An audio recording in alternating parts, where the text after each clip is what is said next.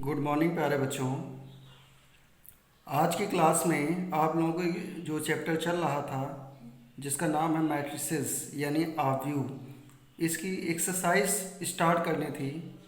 कल तक की इस क्लासेस में आप लोगों को इस चैप्टर की सारी थ्योरीज वगैरह बता दी गई थी, सारे फॉर्मूलेज वगैरह बता दिए गए थे, जिससे आप सभी लोग अच्छे से तैयार कर लें। फॉर्मूलेज जो भी हैं वो उनको याद कर लें और अपने पास एक इनके नोट्स ज़रूर बनाते जाएं।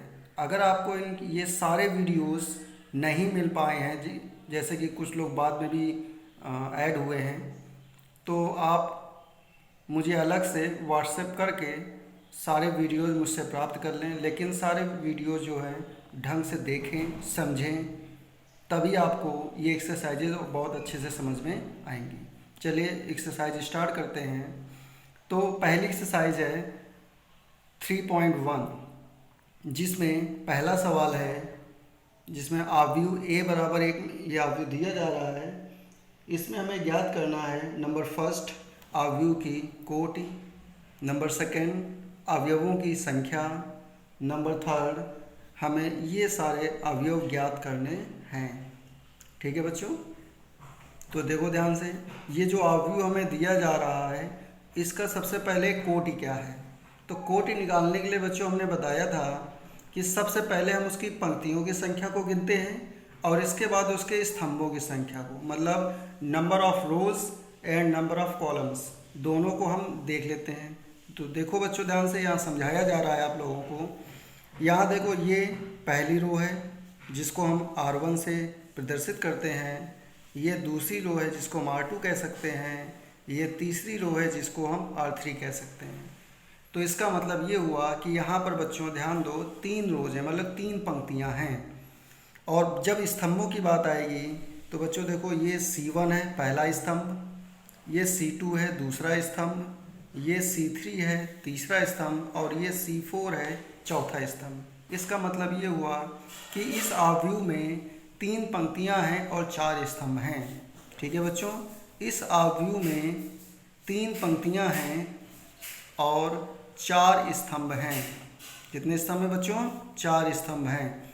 तो फिर जो हम आव्यूह की कोटि लिखते हैं तो उसको पहले पंक्तियों की संख्या लिखी जाती है, इसके बाद में गुणे का चिन्ह लगाकर स्तंभों की संख्या लिखी जाती है। यानी इस आव्यूह की कोटि क्या हो जाएगी बच्चों? 3/4। लेकिन बच्चों देखो ये गुणे का चिन्ह है, लेकिन इसको गुणा नहीं पढ़ते हैं, इसको क्या पढ़ते हैं? बाई। ये जब थ्योरी की क्लास में आपको हमने बताया है। तो इसकी कोटि क्या पढ़ेंगे बच्चों? इसकी कोटि होगी 3/4। ठीक है बच्चों, 3 पंक्तियां हैं, 4 स्तंभ हैं। तो पहले पंक्तियों की संख्या को लिखते हैं, बाद में स्तंभों की संख्या को लिखते हैं और इसको पढ़ते हैं 3/4। ठीक है बच्चों, अगले उसमें पढ़ते हैं। तो अगला है अवयवों की संख्या। अवयवों की संख्या, तो यहाँ पर बच्चों ध्यान दो कि जो भी उसकी कोटि लिखी जाती है उन्हीं दोनों संख्याओं को जब हम गुणा कर देते हैं तो हमें वहाँ पर उनके अवयवों की संख्या ज्ञात हो जाती है। जैसे यहाँ पर बच्चों देखो 3 पंक्तियाँ हैं, 4 स्तंभ हैं, और जब पंक्तियों को स्तंभों से गुणा करेंगे तो हमें कुल अवयवों की संख्या प्राप्त हो जाएगी, यानी 3 × 4 यानी 12। ठीक है बच्चों, अवयवों की संख्या इस प्रकार से आप सभी को ज्ञात करनी है। अब अगले पॉइंट पर बढ़ते हैं। तीसरा नंबर है जिसमें हमें इन सभी अवयवों के मान को ज्ञात करना है। तो इन सभी अवयवों के मान को ज्ञात करने के लिए सबसे पहले जो अवयव हमें किसी क्वेश्चन में दिया जा रहा है वो जिस क्रम का है उस क्रम का हम एक पहले आदर्श यानी मानक अवयव बना के तैयार कर लेंगे। जैसे इसका क्रम जो है हमें अभी पता चल चुका है 3/4 है, तो हम 3/4 का हमें पहले जनरल एक अवयव तैयार कर लेंगे, जिसमें देखो बच्चों कैसे लिखा जाता है। ये थ्योरी में हमने बताया था किसी भी जो अवयव है उसको लिखने का जो क्रम होता है AIJ लिखा जाता है। कैसे लिखते हैं? AIJ करके। तो यहाँ पर जब हम किसी को AIJ किसी अवयव को लिखेंगे तो यहाँ पर जो I होता है ये उसकी पंक्ति को बताता है। I बच्चों किसको बताता है? पंक्ति को। और जो J होता है वो उसके स्तंभ को बताता है। जे किसको बताता है बच्चों? स्तंभ को। पंक्ति को अंग्रेजी में कहते हैं रो और स्तंभ को अंग्रेजी में कहते हैं बच्चों कॉलम। यानी आई जो है वो नंबर ऑफ रोज को इंडिकेट करता है और जे नंबर ऑफ कॉलम को इंडिकेट करता है। ठीक है बच्चों, तो यहाँ पर उसी क्रम में हमें एक ऐसे अवयव की पहले रचना करनी है ताकि हमें ये पता चल जाए कि किस अवयव की पोजीशन कहाँ पर होगी। तो जैसे इसकी बात करें तो यह देखो बच्चों, पहला रो पहला कॉलम, ये इसकी पोजीशन क्या है बच्चों? पहला रो पहला कॉलम। तो i बराबर भी 1, j बराबर भी 1, तो यानी A1 1। ठीक है बच्चों, इसकी पोजीशन देखेंगे। अब इसकी पोजीशन क्या है? अब ये दूसरा रो है बच्चों, ये दूसरी रो है यहाँ पर, लेकिन कॉलम कौन सा है? ये पहला कॉलम है। तो दूसरी रो है, तो दूसरी रो है तो मतलब i का मान कितना हो गया? i का मान 2 हो गया, तो पहले i लिखा जाता है और कॉलम तो पहला ही है इसलिए 1 लिखा है, तो इसकी पोजीशन हो जाएगी A21। ऐसे ही बच्चों इसकी बात देखते हैं।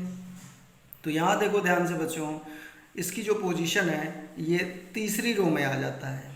ये जो एलिमेंट है, ये जो अवयव है, ये तीसरे रो में आ जाता है। और कॉलम क्या है? ये पहला कॉलम है, तो इसकी पोजीशन क्या होगी?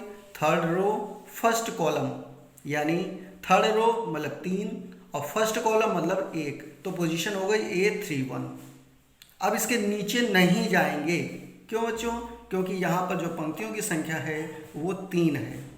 पंक्तियों की संख्या क्या है? 3 है, तो हम केवल 3 पंक्तियों तक बढ़ना था। अब इसके बाद बात करते हैं कॉलम के लिए। तो कॉलम के लिए ये पहला कॉलम तो ऐसे तैयार हो गया। अब हम बात करते हैं दूसरे कॉलम के लिए, क्योंकि हमें टोटल कितने कॉलम देखने हैं बच्चों? टोटल हमें 4 कॉलम देखने हैं। तो जब हम दूसरे कॉलम पे जाएंगे तो दूसरे कॉलम पे जाने के लिए ये इस पोजीशन पे क्या बनेगा ये देखना पड़ेगा। तो ये पोजीशन जो है पहली रो में है, ये जो अवयव है ये पहली रो में है और दूसरे कॉलम में है। तो अगर पहली रो है तो ये i बराबर 1 हो गया, दूसरा कॉलम है तो j बराबर बच्चों कितना हो गया? 2 हो गया। तो इसकी पोजीशन में क्या लिखेंगे? A12। ऐसे ये दूसरी रो दूसरा कॉलम तो A22। इस एलिमेंट के लिए तीसरी रो दूसरा कॉलम तो A32। अब इस पे आते हैं तीसरे कॉलम में, तो इस एलिमेंट के लिए क्या कहा जाएगा?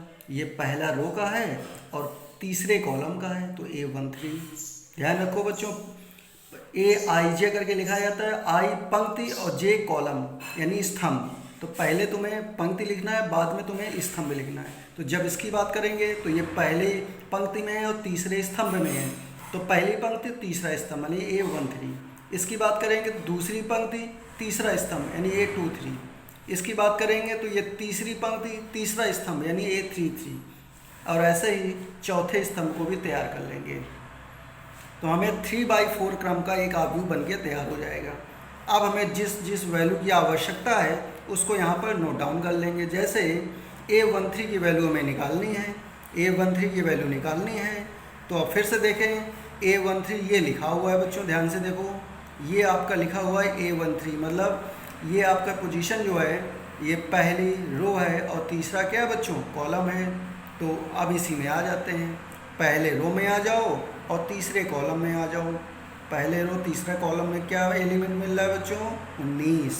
तो ये A13 की वैल्यू बच्चों हो जाएगी, A13 की वैल्यू बच्चों हो जाएगी 19। और चाहे तो इसको हम डायरेक्टली भी कर सकते हैं, जैसे हमें A21 की वैल्यू फाइंड करनी है तो हम इसको मत ध्यान दें। A21 की वैल्यू फाइंड करनी है तो 21 का मतलब हो गया दूसरी रो और पहला कॉलम, पहले पंक्ति है और दूसरा बाद में स्तंभ है, तो मतलब दूसरी पंक्ति पहला स्तंभ। तो इसी में देखें दूसरी पंक्ति और पहला स्तंभ, ये देखो बच्चों मिल रहा है, ये दूसरी रो है और पहला स्तंभ है यानी 35। तो A21 की वैल्यू बच्चों कितनी हो गई? 35 हो गई। ऐसे A33 की वैल्यू बच्चों कितनी हो गई? -5। 33 मतलब तीसरी पंक्ति तीसरा स्तंभ। देखो बच्चों तीसरी पंक्ति ये है और तीसरा स्तंभ ये है, ये दोनों मिल रहे हैं यहाँ पर आकर। ठीक है बच्चों, तो इसकी -5।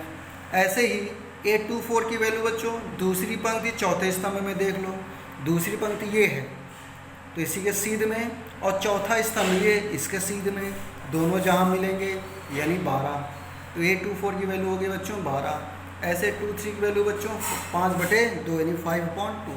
तो इस प्रकार से सभी अवयवों की संख्या ज्ञात की जा सकती है कि कौन से अवयव का मान क्या होगा। ठीक है बच्चों, बस ये बात ध्यान देनी यहाँ पर बहुत ही आवश्यक है कि किसी भी अवयव को लिखने का जो तरीका होता है वो AIJ क्रम में लिखा जाता है। यहाँ पर जो I है उसकी पंक्ति को बताता है और J जो है उसके स्तंभ को बताता है। पहले पंक्ति होती है, बाद में स्तंभ होता है। ठीक है बच्चों, अब बढ़ते हैं अगले सवाल पर। तो अगला सवाल बच्चों यहाँ पर ये कह रहा है कि यदि किसी आव्यूह में 24 अवयव हैं, यदि किसी आव्यूह में 24 अवयव हैं तो इसकी संभव कोटियाँ क्या हैं, इसकी संभव कोटियाँ क्या हैं। तो यहाँ देखो बच्चों, 24 अगर अवयव हैं तो इसकी क्या क्या कोटि बन सकती हैं। तो इसके लिए हम इसको क्या करेंगे, गुणनखंडों के रूप में तोड़ना चालू कर देंगे।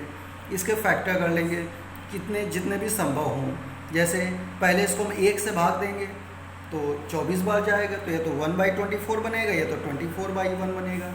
फिर इसको 2 से भाग दे देंगे तो 12 बार जाएगा, तो 2/12 बनेगा या तो 12/2 बनेगा। फिर 3 से ट्राई करें तो 3 से भाग देंगे तो 3 से भाग देने पर 8 बार जाएगा, तो 3/8 बनेगा या तो 8/3 बनेगा। फिर 4 से भाग दें तो 4 से भाग देंगे तो 6 बार जाएगा, तो इसको 4/6 बनेगा या तो 6/4 बनेगा। ठीक है बच्चों, और इसके बाद और 5 से या और किसी नंबर से देंगे तो और भाग नहीं जाएगा, मतलब जितने भी भाग इसमें जा सकते हैं वो सारे क्रम यहाँ लिख लिए गए हैं। 6 से भाग जाएगा तो वो 6 वाला क्रम पहले लिख लिया गया 6/4 रूप में। 8 से भाग जाएगा तो 8 × 3 ये पहले लिख लिया गया है। तो इस प्रकार से सारे क्रम आपको लिख लेने हैं। इसी में आगे एक चीज़ और पूछी गई है कि यदि इसमें 13 अवयव हों तो उसकी कोटि क्या बनेगी जाकर। यदि इसमें 13 अवयव हों तो उसकी कोटि क्या बनेगी। तो फिर से वही काम करना है जो 24 अवयव में हमने किया था कि 13 अवयव अगर होंगे तो वहाँ पर 1 से पहले डिवाइड करेंगे तो क्या बनेगा 1/13 और 13/1। और किसी से ये डिविजिबल नहीं होगा क्योंकि 13 जो है ये प्राइम नंबर है, यानी एक अभाज्य संख्या है, इसलिए इसका केवल 2 ही संभव कोटियाँ होंगी, 1/13 और 13/1। ठीक है बच्चों, अब इसके बाद में अगले सवाल पर आते हैं। लेकिन अगला सवाल जो है बच्चों अब आप लोगों को कल बताया जाएगा। आप लोग इसकी प्रैक्टिस करनी है इन क्वेश्चंस की, और जिनके पास बुक्स अवेलेबल नहीं हैं तो वो ऑनलाइन जाके NCERT क्लास 12th की मैथ्स की बुक ज़रूर डाउनलोड कर लें ताकि उससे वो क्वेश्चंस देखते रहें और समझ में आता रहे। और बच्चों जिनके पास मेरे पुराने वीडियोज़ अवेलेबल नहीं है वो मुझसे व्हाट्सएप पर संपर्क करके मुझसे वीडियोज़ प्राप्त कर सकते हैं। धन्यवाद बच्चों।